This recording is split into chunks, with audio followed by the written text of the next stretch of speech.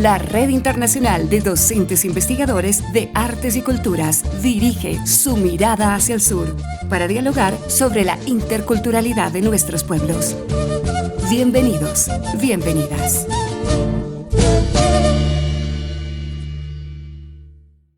Bienvenidas y bienvenidos. Este es el programa Una mirada hacia el sur de la Red Internacional de Docentes Investigadores de las Artes y las Culturas, que se transmite por la radio universitaria de la Universidad Central del Ecuador y los canales virtuales de esta red. También se retransmite por medios de comunicación de universidades afines a nuestra red.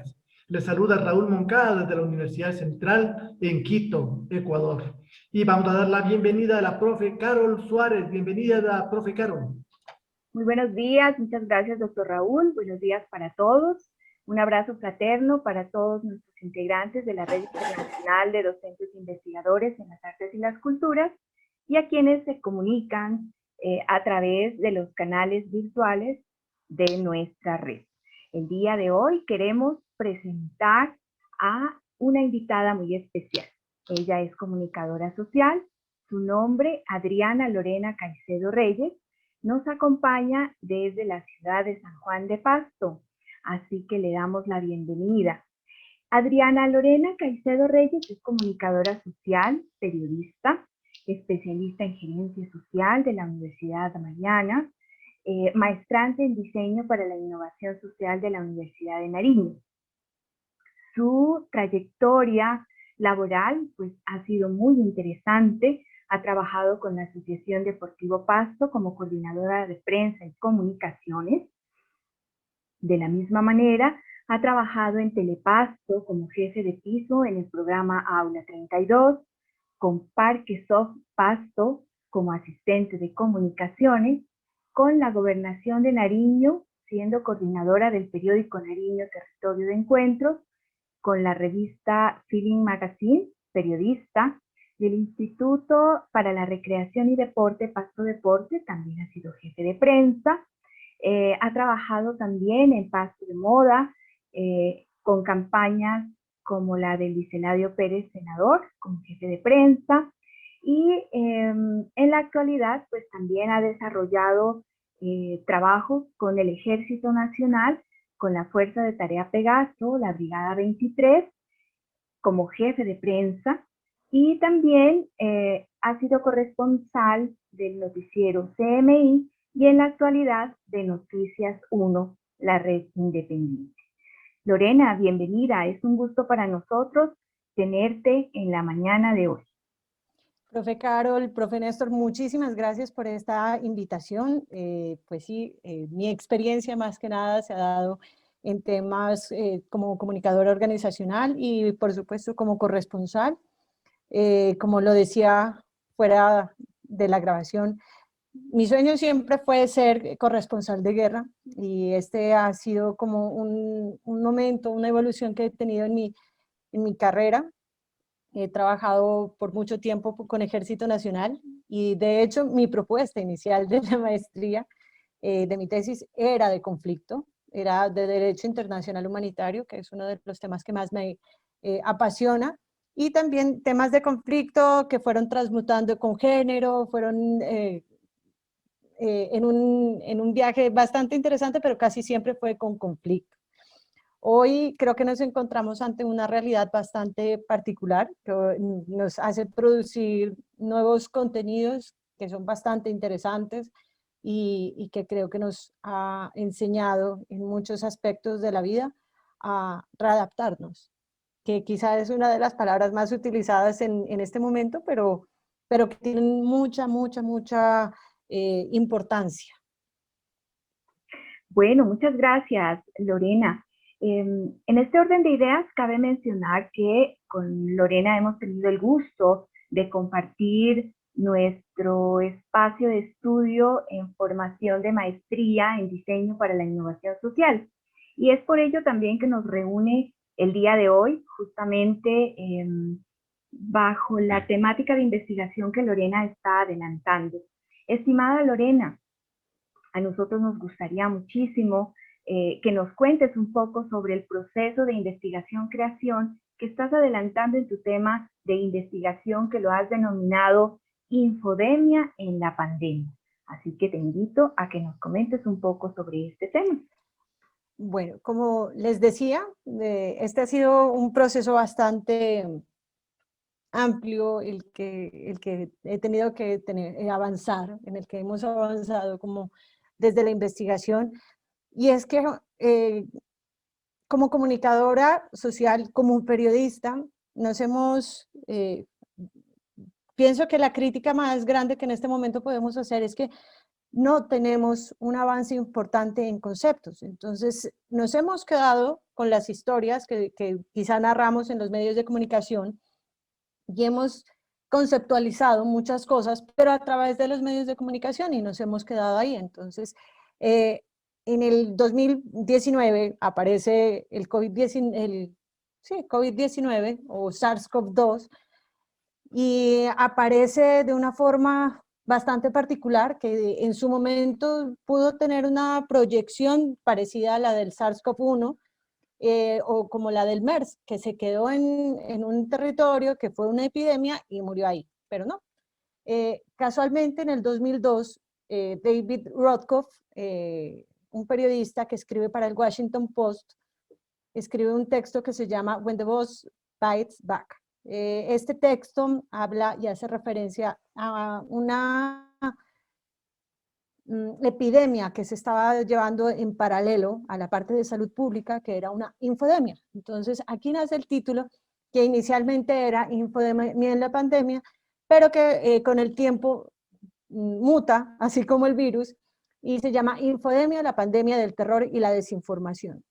Estamos inmersos en este proceso en el que tristemente, por la agilidad, por la premura del tiempo y porque no puedo satanizar el Internet, pero por el mal uso que le hemos dado, pues la información corre con mucha más agilidad. Es tan grave la situación que vivimos hoy que la Organización Mundial de la Salud en sus plataformas propone una alternativa para vencer esta infodemia, que se está dando en paralelo a una epidemia, a una pandemia de índole de salud, de salud pública.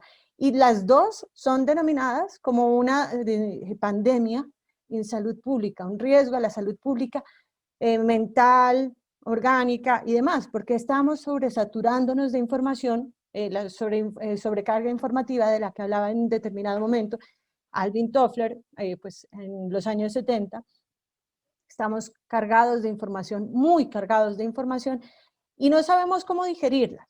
Es tanto el cúmulo de información que llega a nosotros y tristemente no tenemos herramientas de juicio o herramientas de valor que nos permita formar un criterio con respecto a esto o aquello. Estamos filtrando información y no estamos recibiendo información y no la estamos filtrando.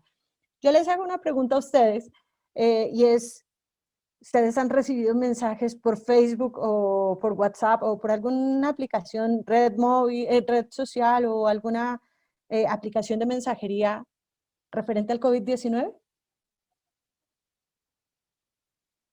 Sí, o sea, Sí, creo claro. que... Pero yo por iniciativa de búsqueda, no porque me ha llegado directamente, por buscar Sí, información. pero por ejemplo, en este momento el movimiento antivacunas nos tiene tambaleando a todos, absolutamente a todos. Yo ayer estaba en una conferencia, asistí a una conferencia y nos decían, mire, es que son más de 5 millones de personas que están en los grupos antivacunas, mientras las comunidades científicas tienen al menos solo 500, entre 400 y 500 seguidores.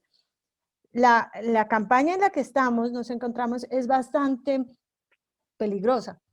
El COVID, más allá de hambre, porque la proyección de ACNUR era que 255 millones de personas estarían inmersas en una crisis alimentaria por COVID.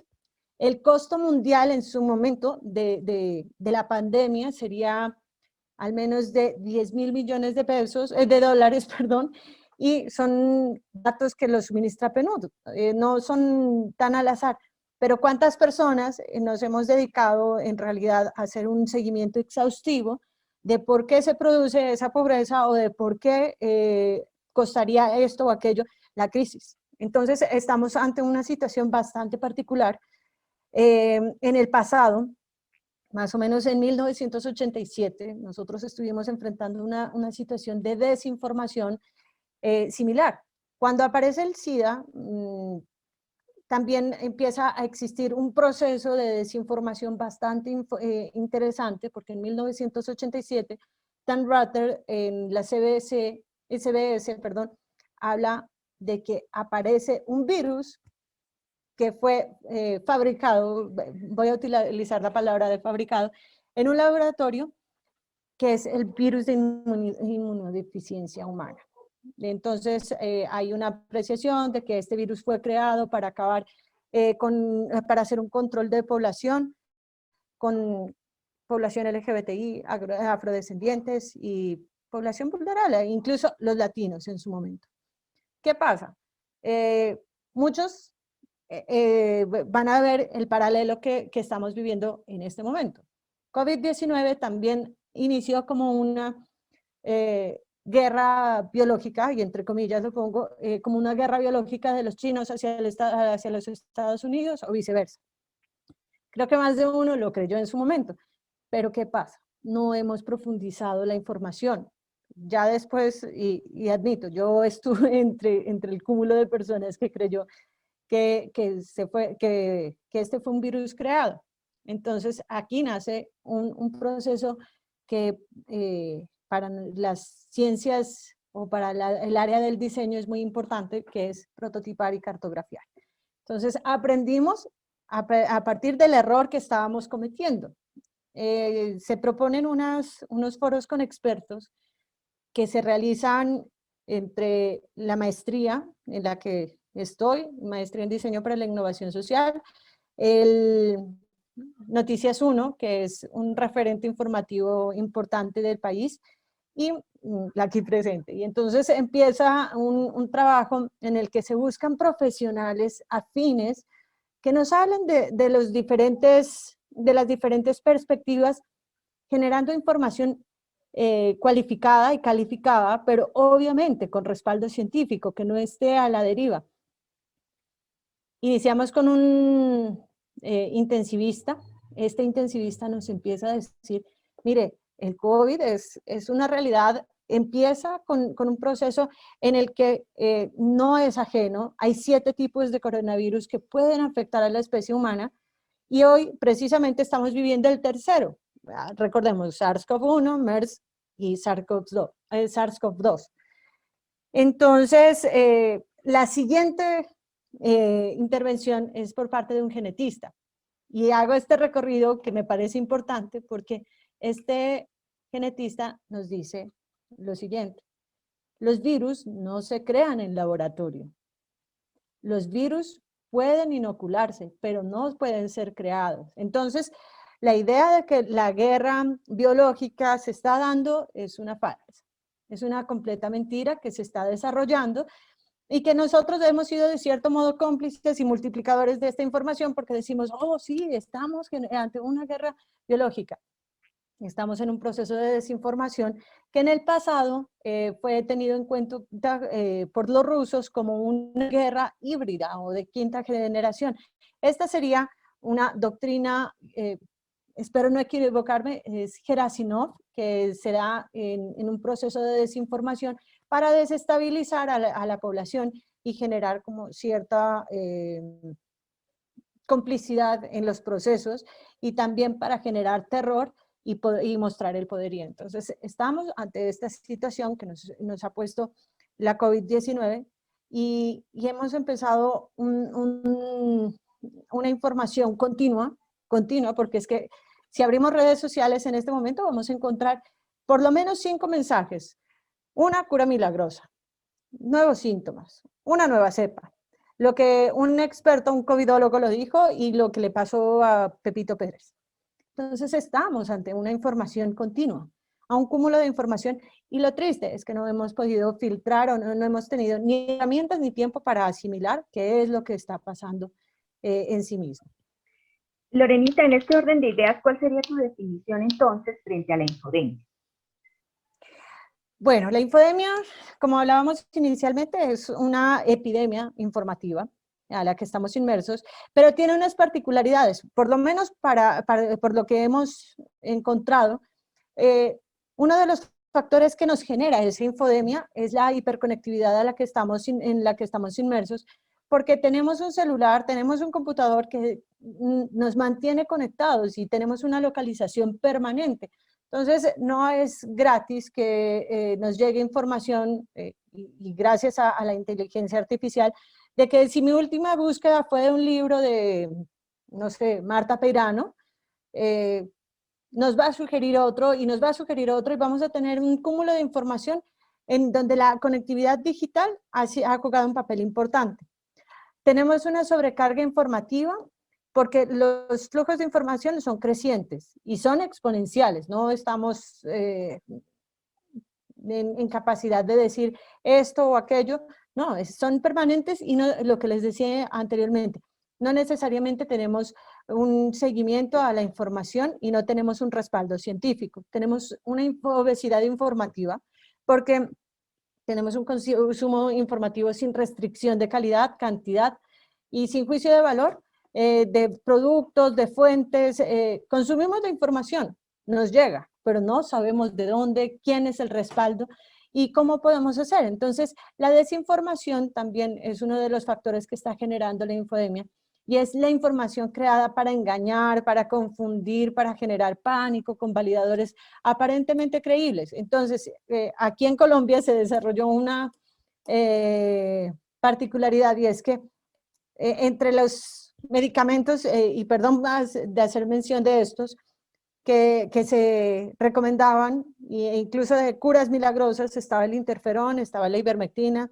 estaba el matarratones, la moringa, bueno, y el ajo, el agua de panela con jengibre, bueno, muchas recetas que no tenían un concepto o un piso científico. Entonces, todo eso nos genera un proceso de desinformación y, por supuesto, de una infodemia que pues, cuantificablemente no podría darles un dato exacto, pero es tan preocupante que Facebook e Instagram contrataron grupos de periodistas de datos que puedan generar un algoritmo para frenar un poco esos contenidos tendenciosos a los que nos estamos enfrentando. Si dos gigantes, o bueno, un gigante de la comunicación digital lo está haciendo, es porque en realidad sí estamos en serios problemas. Bueno, vamos a hacer un primer corte y regresamos con más de la entrevista con Lorena Caicedo. Ya regresamos.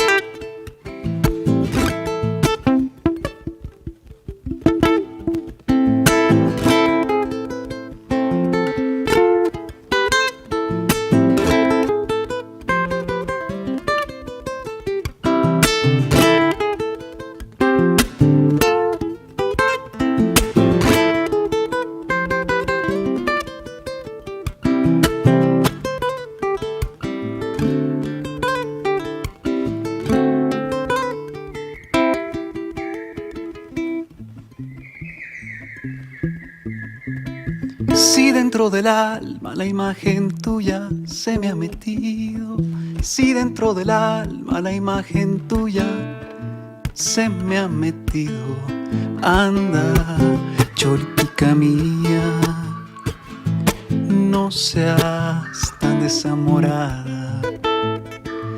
Mira que te mando un beso cada que me da la gana. Y cuando tú cantas y cuando tú ríes, parece que canta el miranchurito en el eucalipto. Y cuando tú cantas y cuando tú ríes, parece que canta el miranchurito en el eucalipto. Parece que llora, parece que ríe, parece que canta el miranchurito en el eucalipto. Parece que llora, parece que ríe, parece que canta el miranchurito en el eucalipto.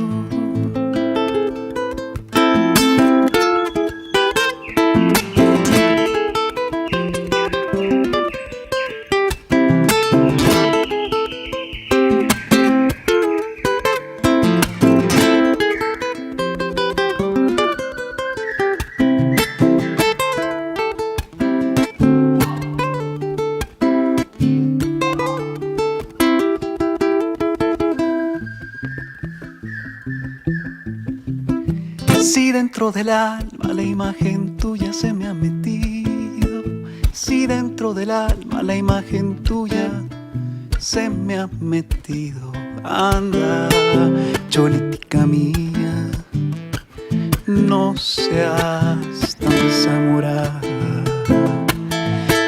Mira que te mando un beso cada que me da la gana. Y cuando tú cantas y cuando tú ríes, parece que canta el miranchurito en el eucalipto. Y cuando tú cantas y cuando tú ríes, parece que canta el miranchurito en el eucalipto. Parece que llora, parece que ríe, parece que canta el miranchurito en el eucalipto. Parece que llora, parece que ríe, parece que canta el miranchurito en el eucalipto.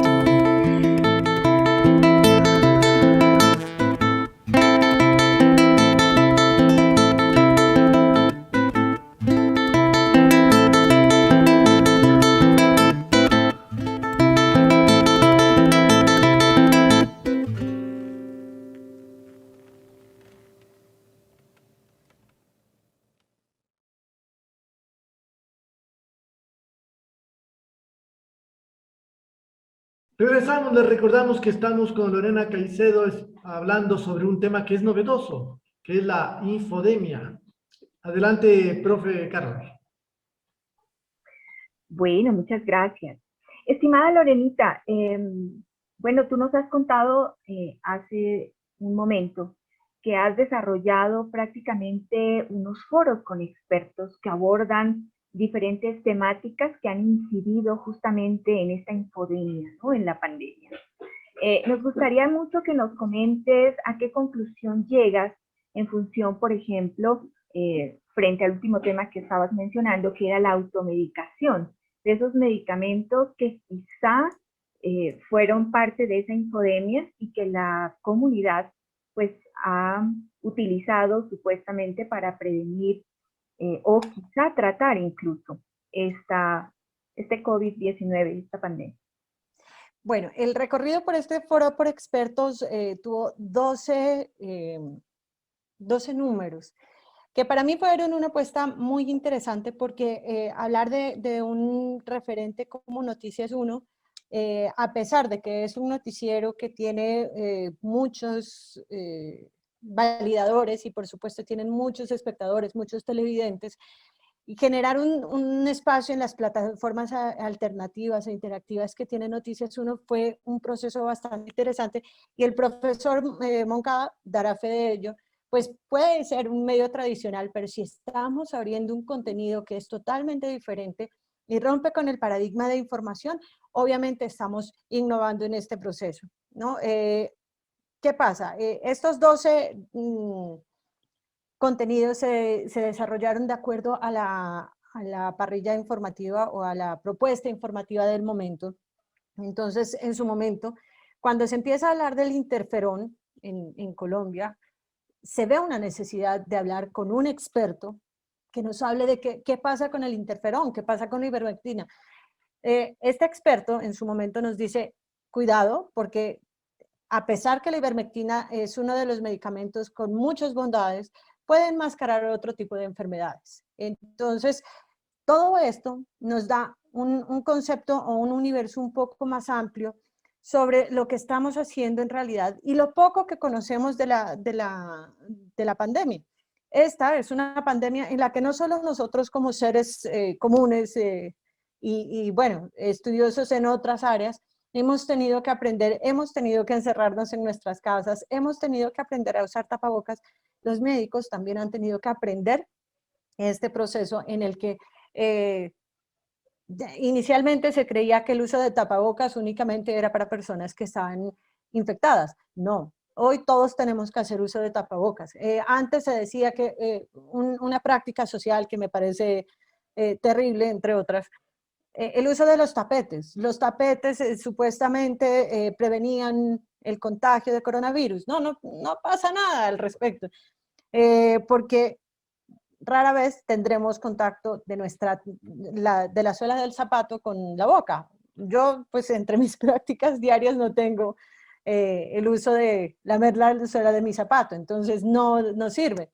Que antes se fumigaban los ambientes con hipoclorito para que, o sea, uno entraba y ya lo bañaban con eso. No es necesario. Esta es una enfermedad en la que hemos aprendido y han aprendido los llamados a atenderla, que es una enfermedad que se transmite a través de mucosas y a través de las gotículas en las que estamos en contacto. Las superficies tampoco tienen ninguna relevancia en estos aspectos y todo este ha sido un proceso de prototipado, cartografiado, aprendiendo a partir de los errores que hemos cometido durante toda la pandemia. No existe en este momento un tratamiento que sea definitivo para la COVID-19, y nosotros también estamos en un proceso de aprendizaje. Entonces, los medios de comunicación de cierto modo han jugado también un papel determinante para la infodemia, porque si bien recordamos los primeros meses de pandemia, o el primer periodo del año de la pandemia, encendíamos el televisor, la radio, o leíamos el periódico y era solamente que se hablaba de la pandemia. Y se empezaban a hablar sobre los mitos, y eso generaba también desinformación y también tenía un componente de sobrecarga informativa importante en el que diariamente estábamos expuestos, pero no podíamos o no teníamos como herramientas para filtrarlo. Ahí es que nace la necesidad de hacer los foros con expertos que nos van a hablar sobre lo que está pasando, recomendaciones, porque por ejemplo, uno de los primeros órganos que afecta el coronavirus es el corazón, otro de los órganos que afecta es el cerebro y los riñones. Por ejemplo, la pérdida de cabello jamás se tuvo en cuenta como uno de los síntomas de coronavirus, pero si lo tomábamos por una información más banal, habría sido una oportunidad para vender champú para prevenir el coronavirus. Entonces, todos esos procesos nos han informado y nos han enseñado, pero también nosotros, como ciudadanos, necesitamos una forma para combatir contra esa desinformación, contra esa sobreabundancia informativa y también luchar contra, bueno, la hiperconectividad. Yo creo que eso depende más de la conciencia propia, pero sí tener como una forma de construir un criterio y de tener un respaldo científico que nos diga, oiga, tenga cuidado con esto o con aquello. Eso es lo importante en este proceso y que creo que es lo que nos ha dejado en estos espacios. Con esto, lo que se pretende generar es una dieta informativa, una dieta digital que aporte a disminuir la sobrecarga informativa. Bueno, una de las premisas que hay en este momento es que así como no han existido unos protocolos que sean determinados por la Organización Mundial de la Salud que diga esto o este medicamento hace bien o hace mal, pienso que es como muy acelerado decir que desde la medicina natural hayan medicamentos o, bueno, ¿cómo llamarlo?, componentes que puedan ayudar a la salud para evitar, porque hasta el momento no hay ningún medicamento que evite la propagación del coronavirus, pero tampoco hay uno que se sepa a ciencia cierta que pueda detener. Los casos clínicos pueden variar mucho entre sí y puede ser un ambiente bastante amplio que pueda generar daños a futuro en la salud, no lo sabemos. Entonces, por ejemplo, hay gente que reemplaza los medicamentos de la tensión por la cáscara de mandarina. No estoy promoviendo la automedicación ni nada por el estilo. Puede que disminuya algunos niveles, pero no somos conscientes de que a futuro puede generar X o Y pronóstico, ¿no? Ni siquiera ya diagnóstico, sino un pronóstico a futuro que puede ser mucho más grave. Entonces, aquí hacer una claridad que me parece importante, y es que en este momento los diferentes países del mundo están promoviendo la vacunación. Esta mañana escuchaba que Estados Unidos quiere llegar a vacunar el 100% de su población. Nuestros países están buscando, en cambio, la inmunidad de rebaño con la vacunación. Y a pesar que no han llegado las vacunas, ya estamos generando como ciertos procesos políticos en torno a esto, o politiqueros.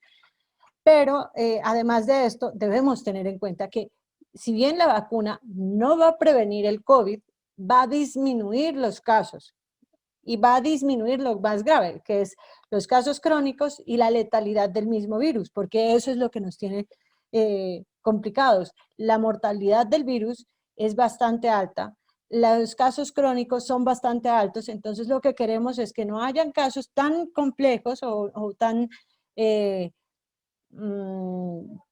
crónicos que puedan llevar a la muerte.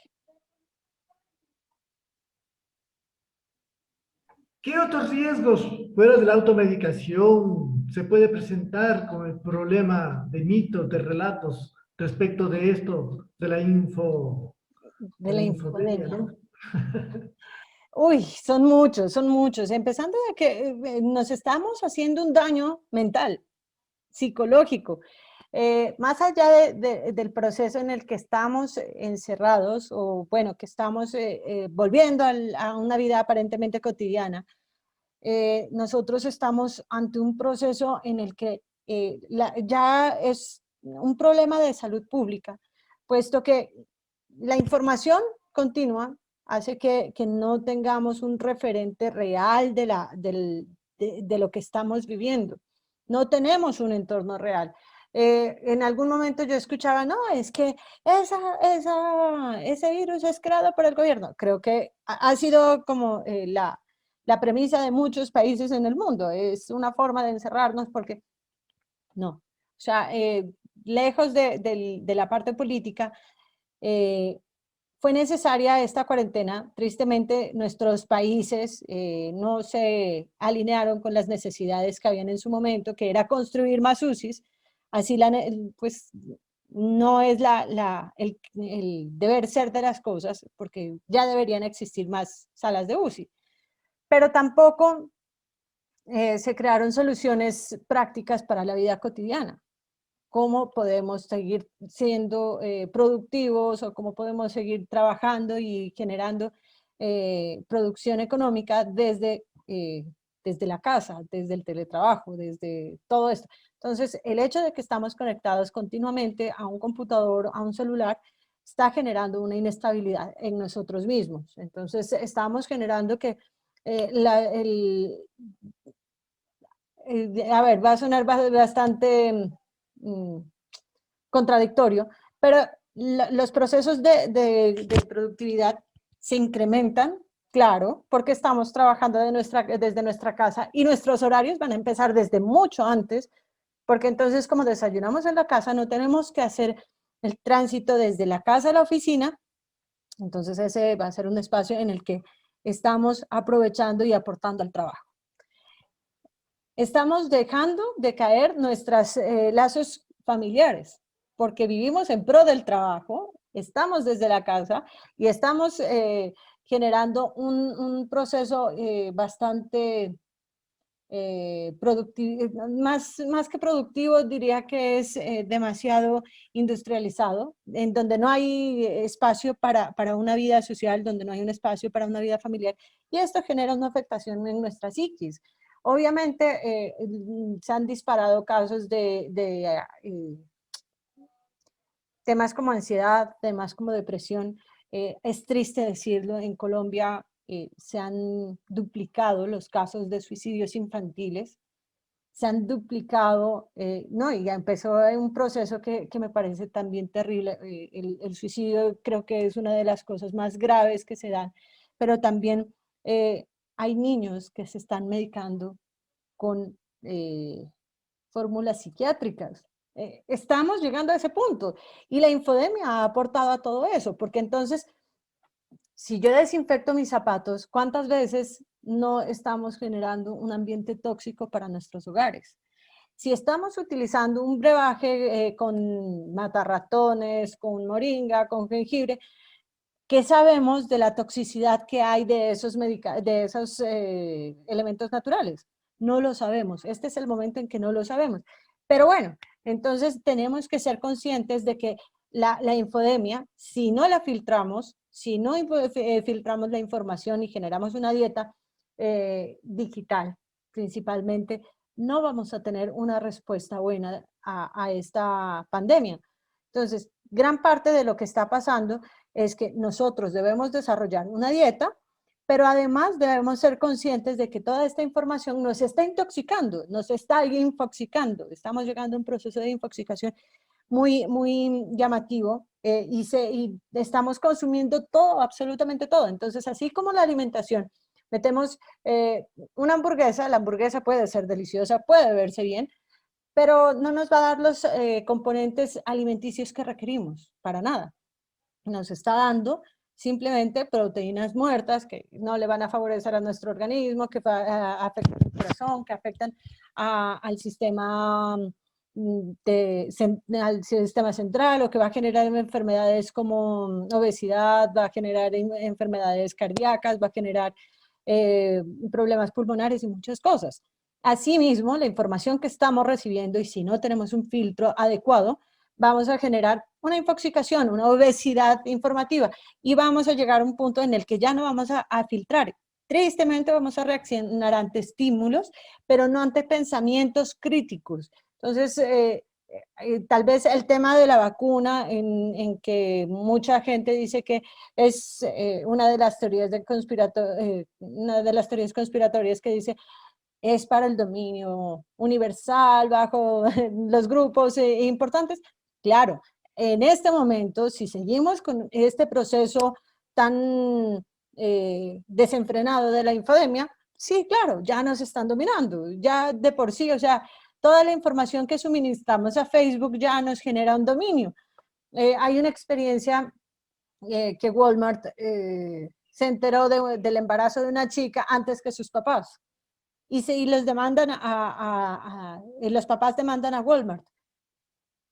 Walmart simplemente recibió la información que la chica le daba y ellos lo supieron utilizar. Al momento en que se dieron cuenta que ya, o sea, ya los algoritmos demostraron que ella estaba embarazada, pues hicieron uso de la información que ella inocentemente dio. Y así mismo nosotros estamos cayendo en ese juego en donde damos información y recibimos información desenfrenada, pero no tenemos un filtro. Vamos a hacer una segunda pausa y regresamos con la entrevista de Lorena Caicedo.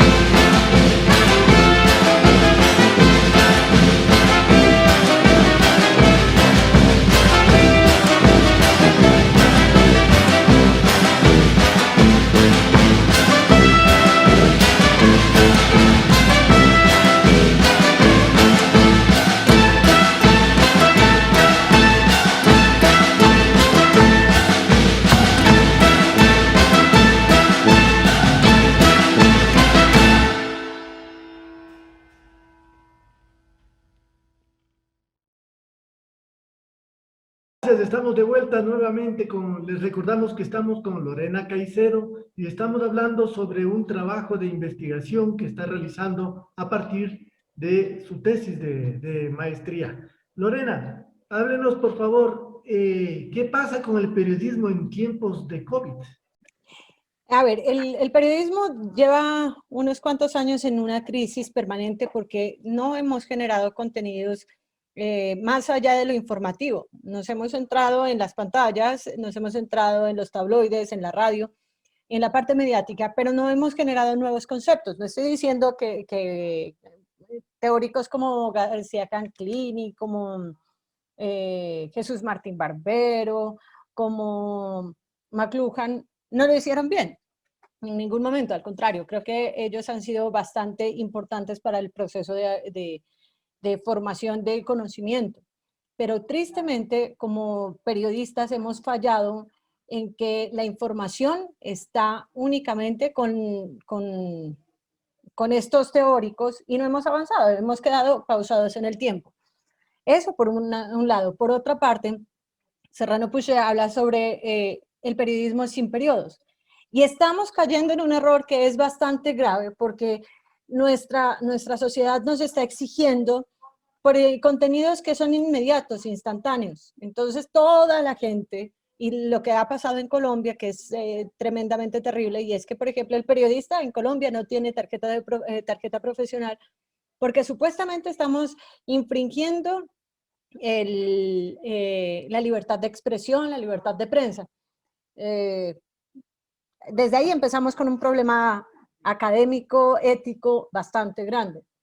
Pero entonces también estamos enfrentándonos a situaciones en las que el celular, la tablet, el computador, un audio, el WhatsApp o cualquier medio de intercambio de información nos permite generar contenidos, así no tengamos un contexto, así no tengamos una investigación previa sobre un tema.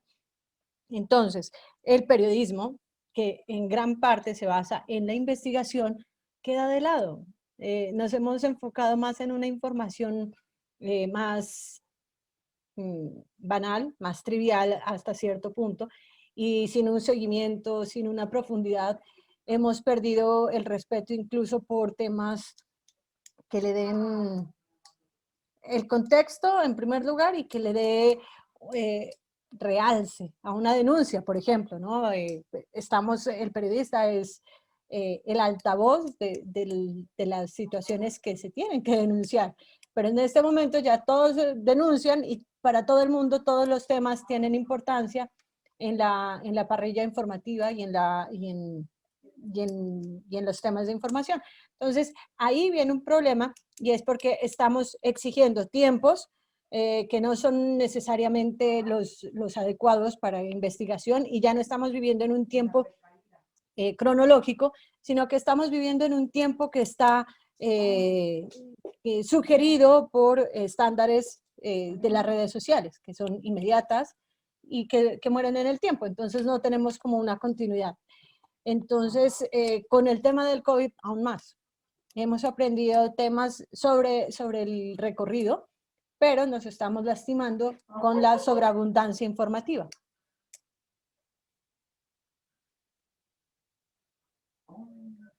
Comprendo, Lorenita. Y bueno, teniendo en cuenta entonces todos estos foros que se han realizado prácticamente en tu investigación con el propósito de cartografiar un poco la situación en función de esta situación problemática que ha sido el COVID, ¿cuál es esa perspectiva que tú tienes y que has canalizado a través de la investigación-creación? Que justamente pues es como un propósito muy importante dentro de este proceso de investigación.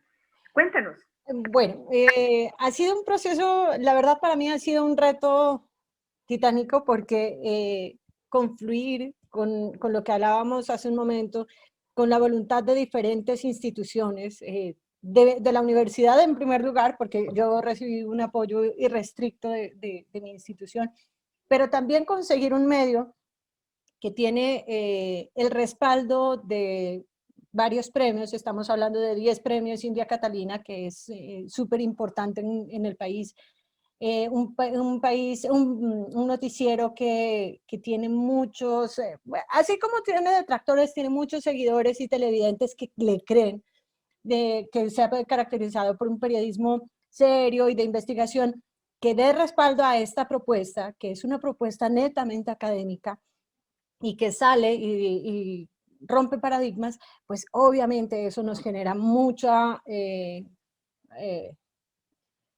a mí me generó mucha satisfacción, pero la investigación en sí tuvo un reforzamiento en esto. Entonces, esa, digamos que es la primera fase, se terminan los 12 foros, pero no es justo quedar con un proceso inconcluso. Entonces, ¿qué pasa? Se va a generar un kit de herramientas en donde la gente pueda acceder libremente, porque es que el conocimiento, así como se difumina o se disemina más bien por las redes sociales, información sin contexto, sin un piso científico, entonces, ¿qué mejor que generar un kit de herramientas para que la gente pueda decir, oiga, sí, un virus no puede ser creado en un laboratorio, o el coronavirus puede ser transmitido únicamente por mucosas, por gotículas, todo esto. Entonces, esos kits de información me parecen que son prudentes y asimismo generar espacios para consulta con especialistas que nos puedan hablar de COVID. Entonces, pienso que más que una sobrecarga informativa es un filtro y es una dieta que se genera a través de estas tres herramientas que nos pueden ayudar a disminuir ese pánico informativo y esa desinformación que se ha generado durante este año. Muchas gracias, Lorenita. No sé, doctor Raúl, usted qué conclusiones puede entonces aportarnos frente a esta intervención tan valiosa que ha realizado el día de hoy nuestra estimada Lorena Caicedo. Es importante las reflexiones de Lorena, su investigación es lo que nos pone al día con lo que pasa en la relación de nuestras tecnologías, de nuestras capacidades para ponernos en contacto a través de los medios y a través de las tecnologías con la información de esta pandemia. Pero hay una innovación social que podríamos hablar, Lorena, no sé si eso merite una reflexión. ¿Qué innovación social podríamos pensar frente a este problema, frente a lo que tú estás investigando? Pues yo pienso que en sí mismo, para mí fue un reto muy interesante responderme esa pregunta porque yo creo que en la cabeza de los periodistas eso es lo más difícil, respondernos a nosotros mismos lo que a otra persona le puede servir y lo que le puede aportar. La innovación social se da en varios momentos, ¿no? En el momento mismo en que el medio de comunicación tradicional le apuesta a una información académica que distribuye su espacio para que la gente pueda alimentarse de un contenido que sea sano. En ese momento se da un proceso de innovación desde lo social y desde lo mediático, por supuesto, en donde la gente puede participar y puede tener una bandeja de información que le dice, bueno, empecemos conociendo qué es el coronavirus, conozcamos cuál es la genética, pero dicho no a la palabra, no a la voz de con la voz de un especialista, un experto en el tema, porque eso es lo importante. O sea, yo puedo ser experta en temas de COVID, pero no hay un estudio científico que me respalde. Eso pasó, por ejemplo, con la vacuna Sputnik. Es muy importante el proceso que se ha desarrollado, es quizá una de las vacunas con mayor fidelidad y mayor eficacia, pero pues no hay ningún concepto científico, no hay una documentación científica y eso le resta importancia. Entonces, eso es por lo que ha sido como más lento y más desconfiado el proceso. Entonces, se da ahí el acercamiento con el experto que en ese momento estaba trabajando sobre la pandemia, que estaba aprendiendo, porque todos hemos tenido que aprender un poquito de COVID y de cómo subsistir y sobrevivir frente a este tema, pero también está el tema de que yo puedo acceder a un especialista y hacer una pregunta que quizá me está dando vueltas en la cabeza, pero tener una información de primera mano que es científica y que además es gratuita. Entonces tenemos una información que más allá del entretenimiento, que es una de las bases de muchas parrillas de programación, son informaciones educativas. Entonces, si vemos desde esa perspectiva, estamos educando a la población frente a una temática que necesita ser filtrada y que necesita ser manejada con pinzas, porque necesitamos manejarlo con pinzas. Es nuestra salud, es nuestra vida, pero necesitamos conceptos aterrizados a la realidad, en un discurso que sea de fácil acceso, y además que a futuro pueden quedar experiencias replicables. Lo más importante es eso, o sea, no es foro con expertos de Lorena Caicedo o de Noticias, es un foro para la población, para la comunidad que quiera acceder a ellos. Está totalmente abierto, gratuito, hemos tenido reproducciones bastante interesantes, hemos visto, o bueno, se vio en su momento la dinámica de la pandemia, no solo desde la perspectiva médica, también desde el género, porque, por ejemplo, se dispararon muchas violencias de género durante el confinamiento. Esa es una realidad. Una realidad es que en Colombia, mientras estábamos confinados, estábamos también enfrentándonos a situaciones de conflicto que se estaban reforzando nuevos grupos al margen de la ley. Es una verdad, no es algo que se está negando. Que se estaban adelantando investigaciones tan valiosas como la de plasma de convalecientes, es una realidad. Que no siempre la mostramos es diferente. Entonces, detrás de la pandemia también hay una cuestión ética. Y es tan ética que nosotros debemos propender por espacios que sean responsables para la población civil y también para que podamos aprender desde la pandemia a cuidarnos y a respetar la otredad. Muchísimas gracias, Lorenita. Sin duda, la práctica social ahora es el siguiente paso, ¿no? Donde la herramienta se debe difundir y empezar como a dinamizar esa actitud que todos debemos tener frente al manejo y uso de la información. Es muy importante las reflexiones de Lorena. En primer lugar, a mí me parece, punto uno, de que siempre los expertos, los conocedores, los médicos, los que dominan desde el punto de vista de su desempeño profesional y están en primera línea con el COVID, son los que deben dar la información adecuada. Que esa información debe tener un tratamiento académico en sus respectivas carreras y además conectadas con espacios de comunicación, con carreras de comunicación, es importante porque dentro de eso están los periodistas, dentro de eso están redes que necesitan una información mucho más adecuada. Entonces debe haber un diálogo permanente entre lo que significa la cientificidad, el hacer el tratamiento profesional médico y, por supuesto, el desarrollo de la información a partir también de profesionales o por lo menos de medios que le den seguridad, certeza de esa información a la población. Esas son algunas de las conclusiones que puedo llegar en este momento en que todo es nuevo el tratamiento de un fenómeno mundial como es la pandemia, es nuevo el cómo se enfrenta desde el punto de vista político, desde el punto de vista médico a esta pandemia, y es nuevo también las reacciones que nosotros como seres humanos estamos teniendo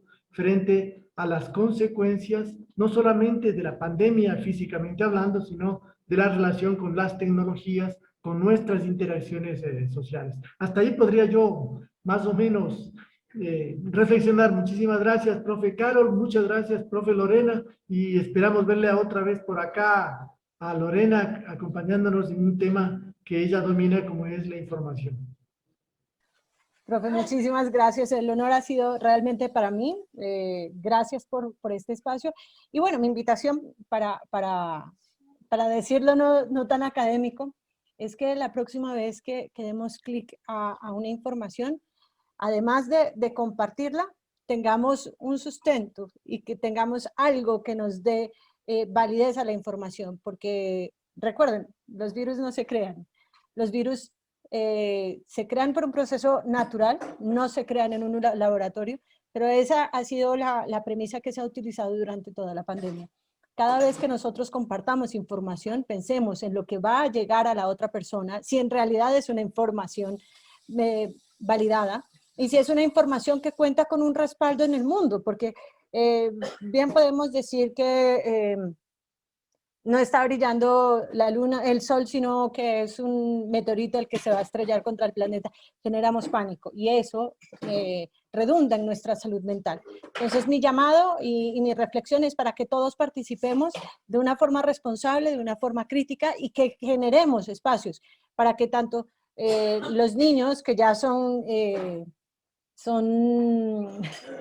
bueno, tanto nosotros que somos migrantes tecnológicos como los niños que ya son parte de este proceso, tengan conciencia de que necesitamos personas críticas, no necesitamos una población con contenidos y sin conocimientos. Esa es como mi reflexión y muchas gracias otra vez. Ha sido un gusto, un honor, un espacio supremamente maravilloso para mí y cuando me quieran invitar, aquí estaré. Muchísimas gracias, estimada Lorena Caicedo. Muchas gracias, doctor Raúl Moncada. Agradecemos a todos ustedes estar conectados el día de hoy en nuestro programa radial Una mirada hacia el sur. Feliz semana. Gracias. Hasta la próxima. Aquí termina tu programa intercultural Mirada hacia el Sur. Nos volveremos a encontrar el próximo miércoles de 15 a 16 horas para dialogar sobre nuestras artes y culturas.